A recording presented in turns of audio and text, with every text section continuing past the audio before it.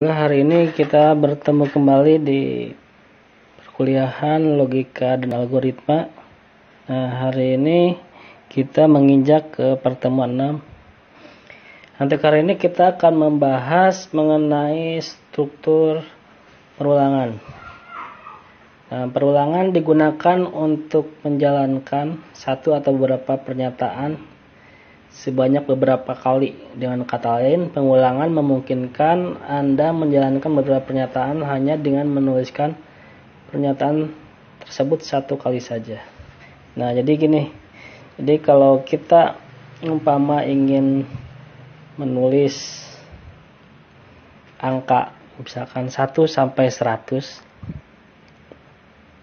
Nah, terus kita akan ulang-ulang. Nah, kalau kita tidak menggunakan struktur pengulangan, tentunya dalam pembuatan pemrogramannya kita akan banyak menuliskan codingannya, menuliskan sintaknya. Nah, kalau kita menggunakan struktur pengulangan, jadi hanya satu baris, nah tapi bisa untuk mengulang-ulang lebih banyak. Jadi perulangan itu adalah suatu proses eksekusi, eksekusi statement-statement dalam sebuah program secara terus-menerus, jadi sampai terdapat kondisi untuk menghentikannya. Nah, jadi perulangan itu harus ada titik henti, jadi nggak boleh mengulang terus-menerus. Nah, operasi perulangan atau looping selalu dijumpai di dalam berbagai bahasa pemrograman. Nah, jadi semua bahasa pemrograman ada struktur looping gitu. Nah, hal tersebut karena struktur perulangan akan sangat membantu dalam efisiensi program gitu. Jadi dengan adanya perulangan kita tidak usah membuat program atau menulis sintak yang banyak gitu. Nah, dalam bahasa C++, nah kita di sini mempraktekannya di C++. Nah, terdapat 3 macam struktur perulangan. Nah, yaitu ada for, kemudian while, ada do while. Nah, di kesempatan ini kita akan membahas 3 macam ini terlebih dahulu ya. Itu ya. Nah, di sini ada struktur while. Nah, struktur while itu perulangan yang pengetesan atau pengujiannya kondisi berada di awal sebelum statement dilaksanakan. Nah, jadi kalau while berarti di awal untuk pengujiannya. Nah, jadi struktur perulangan while itu adalah perulangan yang melakukan pemeriksaan kondisi di awal blok perulangan. Kita tahu bahwa perulangan hanya akan dilakukan jika kondisi yang didefinisikan terpenuhi. Nah, jika kondisi bernilai benar, jadi terpenuhi gitu. Jadi hal ini berarti jika kondisi yang didefinisikan itu tidak terpenuhi atau salah, maka statement yang terdapat dalam blok perulangan pun tidak akan pernah dieksekusi oleh program gitu. Jadi kalau benar baru akan dieksekusi, akan mengulang, tapi kalau salah gitu tidak akan dieksekusi. Nah, adapun untuk umum dari struktur perulangan while, nah di sini kita lihat while kondisi statement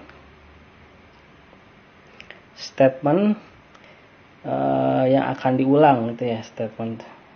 Nah, di while kondisi statement 1, statement 2. Jadi statement itu yang akan diulang.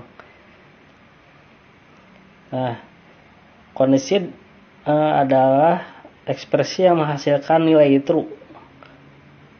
Tidak nol atau false sama dengan tidak nol. Jadi keterangannya ya. Jadi kondisinya harus benar baru akan melanjut ke eksekusi program.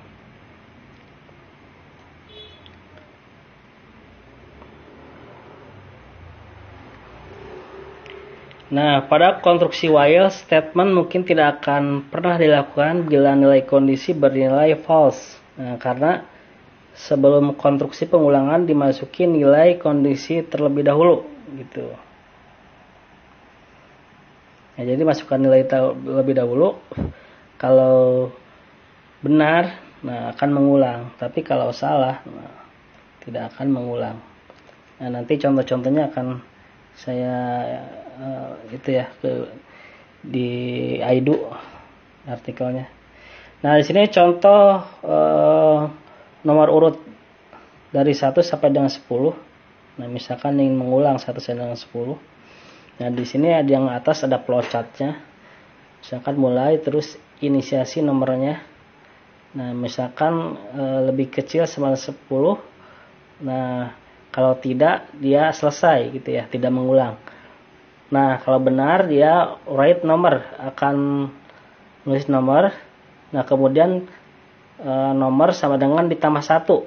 Nah, kalau ditambah 1 dia akan kembali lagi, akan mengulang ya, kembali lagi ke decision, ke nomor lebih kecil sampai dengan 10. Jadi akan mengulang terus.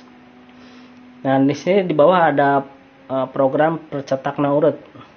Nah, contohnya misalkan di include void in nomor 1 while do lebih kecil 10, cout nomor. Nah, nanti hasilnya dia akan mengulang 1 sampai 10. Nanti kita bisa praktekkan ya. Nah, misalkan di sini menghitung jumlah angka dari 1 sampai dengan n. Nah, mulai n sama dengan 1, jumlah sama dengan 0. N lebih kecil sama dengan 10 gitu. Nah, kemudian kalau tidak sesuai rate jumlah langsung selesai, Kak, tidak mengulang. Nah, tapi kalau benar berarti ke bawah jumlah sama dengan jumlah tambah n ditambah gitu. Nah, nanti akan dieksekusi untuk pengulangan gitu. Nah, di sini ada programnya di bawah, bisa lihat. Nah, kemudian ada struktur do while. Nah, struktur do while ini perulangan yang pengetesan kondisinya berada di akhir gitu. Jadi dia ada di akhir kalau do. Jadi dia akan mengulang gitu ya. Nah, setelah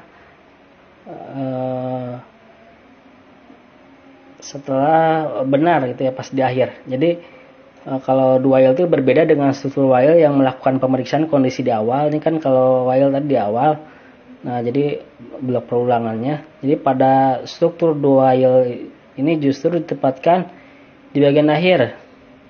Nah, hal ini menyebabkan struktur perulangan do while minimal akan melakukan 1 kali proses eksekusi statement yang akan diulang, walaupun kondisi yang didefinisikan tidak terpenuhi. Gitu. Nah, adapun bentuk umum dari struktur perulangan do while adalah di bawah seperti ini. Formatnya do gitu ya. Do, kemudian statement, kemudian while, jadi kondisi. Jadi selama nilai kondisi true akan maka statement dieksekusi berulang. Nah, jadi pengetesan kondisi dilakukan setelah mengeksekusi statement. Jadi setelah statement eksekusi. Nah, ada 4 perbedaan mendasar untuk struktur perulangan while dan do while. Nah, pada struktur perulangan while, pengecekan kondisi dilakukan di awal blok. Jadi pengecekan kondisi dilakukan sebelum eksekusi statement. Nah, tapi pada struktur perulangan do while, pengecekan kondisi dilakukan di akhir blok. Jadi pengecekan kondisi dilakukan setelah eksekusi statement. Nah, pada struktur perulangan while, jika kondisi yang didefinisikan tidak terpenuhi, jadi bernilai salah, maka statement-statement yang terdapat dalam blok perulangan tidak akan pernah dieksekusi oleh program. Nah, tapi kalau di struktur perulangan do while, jika kondisi yang didefinisikan tidak terpenuhi atau salah, maka tetap akan melakukan 1 kali eksekusi statement yang terdapat dalam blok perulangan. Gitu. Itu perbedaan antara while dan do while.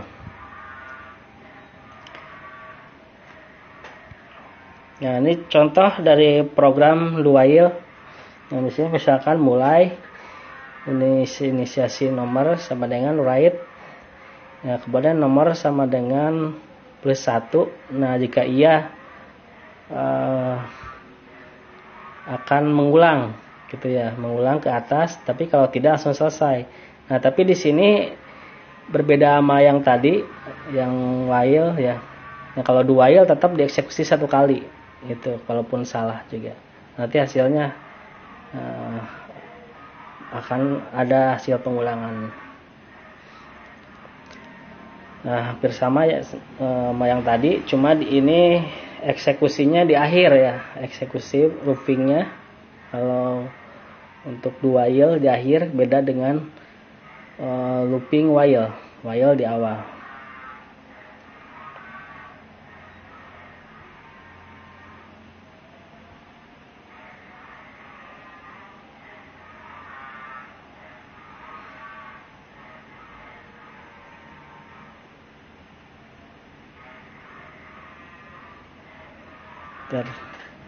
Kita lihat yang struktur for ya, struktur fornya coba kita lihat dulu nih, struktur for.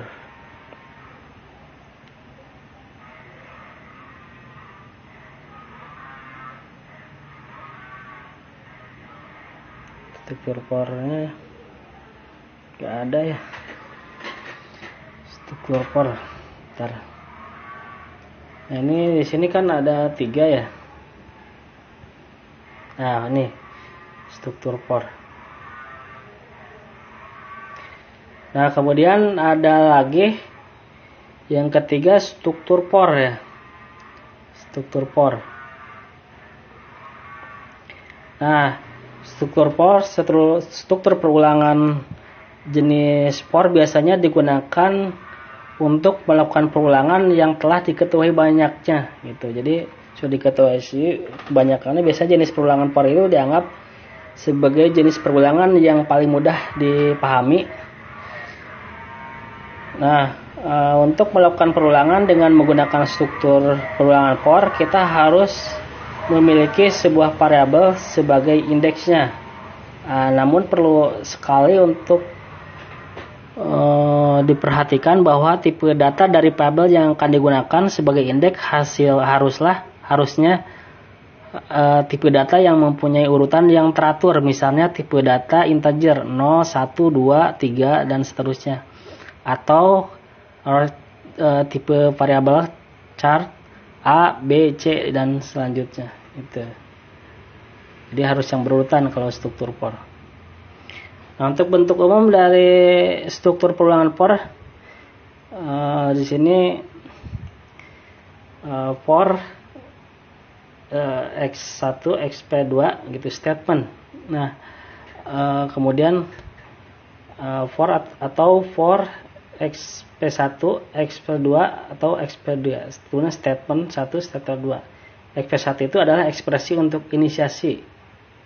Kalau xp2 adalah ekspresi kondisional. Kalau XP3 adalah ekspresi increment atau decrement. Jadi XP itu singkatan dari ekspresi. Ekspresi itu cara menulis ya. Cara menulis. Nah, kalau increment jadi untuk perulangan yang sifatnya menaik. Nah, untuk perulangan yang bersifat menurun adalah decrement. Gitu.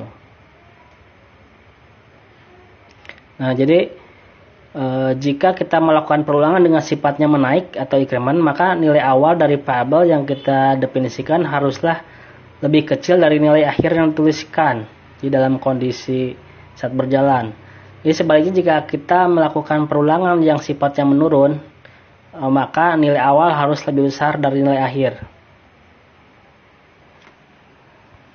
Nah, contoh programnya, jadi misalkan ingin mencetak nomor urut dari 1 sampai dengan 10, misalkan di sini include Nah, kemudian di sini ada for. Nah, itu di situ.